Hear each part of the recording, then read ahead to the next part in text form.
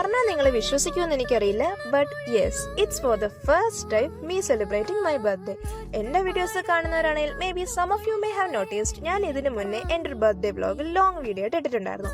And this one is much more special because കല്യാണം കഴിഞ്ഞിട്ടുള്ള എൻ്റെ ആദ്യത്തെ ബർത്ത്ഡേ ആണ്.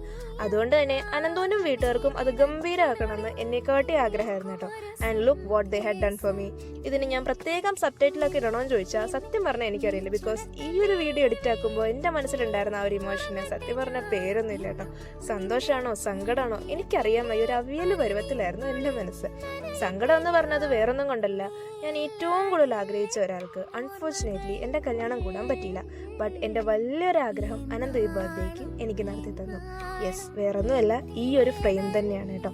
And I am so grateful for that. Anyways, ഇത്രയും കണ്ട നിങ്ങൾക്ക് എന്തേലുമൊക്കെ മനസ്സിലായി കാണില്ലേ? അപ്പോൾ അത് മതി, അത്രയേ ഉള്ളൂ. ടാറ്റാ.